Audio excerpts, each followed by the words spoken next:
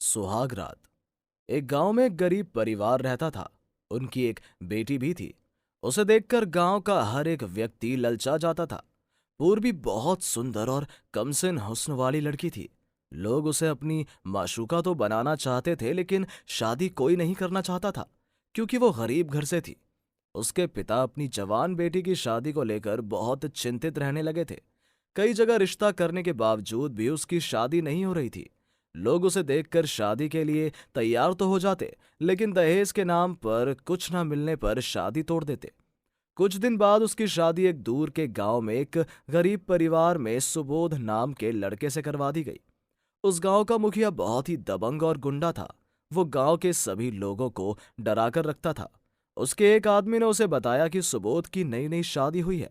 उसकी पत्नी बहुत ही सुंदर अप्सरा की तरह दिखती है। अपने आदमी की बात सुनकर मुखिया के मन में लालच आ गया। अब वो पूर्वी के साथ सुहागरात मनाने के सपने सजाने लगा था।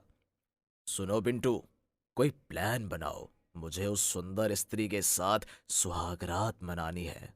जी मुखिया जी, उस पर तो पहला हक आपका ही होना चाहिए। मुखिया ने पिंटू को भेजकर सुबोध और उसकी नई पत्नी पूर्वी को बुलवाया। सुबोध देखो, अब तुम्हारे पिताजी इस दुनिया में नहीं हैं। उन्होंने मुझसे 10,000 कर्जा लिया था। तुम उनके इकलौते बेटे हो, तो उनका कर्जा भी तुम्हें ही उतारना होगा। सुबोध हैरान रह गया। उसने कहा, मुखिया जी, लेकिन ऐसा तो पिताजी ने कभी कुछ बताया नहीं था। अरे बताया नहीं तो इसका मतलब ये तो नहीं है कि मेरा कर्जा नहीं है तुम पर। पूर्वी बहुत समझदार थी। पूर्वी ने बीच में टोकते हुए कहा, मुखिया जी, अगर आपने कर्जा दिया था तो किसी को तो पता होगा ही। कोई तो गवाह होगा। हमारे यहाँ विश्वास पर काम होता है। गवाह की कोई जरूरत नहीं होती। तुम्हें मेरा कर्जा लौटाना ही होगा। सुबोध परेशान होकर घर वापस लौट आता है और दबंग मुखिया का कर्जा कैसे लौटाएगा इसके बारे में सोचता है और पूर्वी से बात करता है। फिर एक दिन राजू सुबोध को उसके घर के बाहर आवाज देता है और फिर बाहर आने को कहता है। सुबोध बाहर आता है तो उसे कहता है कि तुम्हारी फसल जानवर खा रहे हैं, जल्दी से जाकर उन्हें भगाकर आओ। सुबोध वहीं से अपने खेतों की ओर चला जाता है और मौका पाकर मुखिया और राजू घर के अंदर चले जाते हैं। घर में पूर्वी अकेली खाना बना रही थी। उन दोनों को अपने घर में देखकर पूर्वी चौंक जाती है और उनसे पूछती है, आप दोनों यहाँ क्या कर रहे हैं? मुखिया हंसते हुए बोलता है, भला गांव के मुखिया को भी बताना पड़ेगा कि घर में क्या कर रहा है। मुखिया जी, इससे अच्छा मौका और नहीं मिलेगा इसके साथ सुहागरात मनाने का।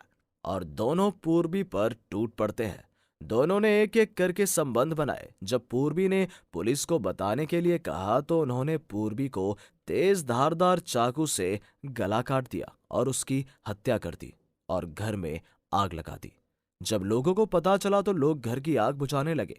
सुबोध वापस आया तो वो रोने लगा और दुखी होकर रोता चिल्लाता ही रहा। मुखिया ने गांव में कह दिया कि पूर्वी खाना बना रही होगी। खाना बनाते समय घर में आग लग गई होगी।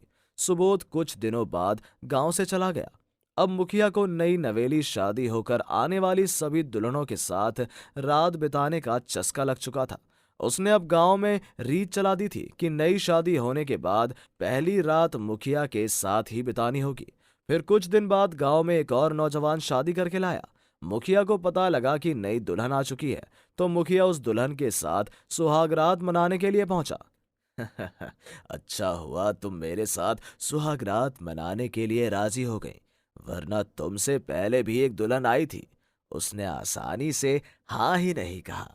फिर उसके साथ जबरदस्ती संबंध बनाए और फिर उसे मौत के घाट उतार दिया। फिर मुखिया ने जल्दबाजी करते हुए दुल्हन का घूंघट उठाया तो दुल्हन का चेहरा देखते ही मुखिया के मुंह से चीख निकल गई। दुल्हन बोली, क्या हुआ मुखिया जी? चीख क्यों निकल गई?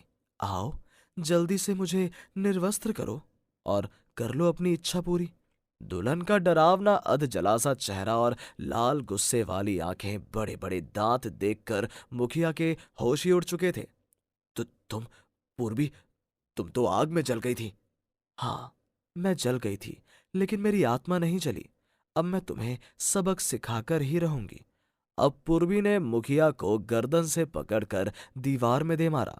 फिर उसने मुखिया को उठाकर उसका गला दबाकर उसको मौत के घाट उतार दिया।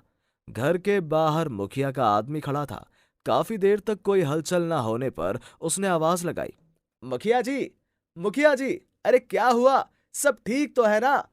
अंदर से पूर्वी ने आवाज देते हुए कहा। मुखिया जी तो अपना काम करके कब के सो गए। मैं अकेली जाग रही हूं। उस आदमी के मन में भी लालच आ गया। उसने सोचा, चलो मैं भी लगे हाथों अपनी ठरक मिटा ही लेता हूं। और वो भी अंदर चला गया। जब उसने अंदर जाकर देखा तो उसके भी होश उड़ गए थे। उसने मुखिया को मरा पड़ा देखा तो पसीना पसीना हो गया। हाथ जोड़ते हुए बोला, मुझे माफ कर दो पूर्वी। ये सब मैंने मुखिया के कहने पर ही किया था। मुझे माफ कर दो।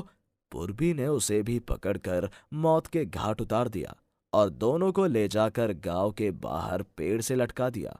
इस तरह दबंग मुखिया को पूर्वी ने सबक सिखाकर अपना बदला पूरा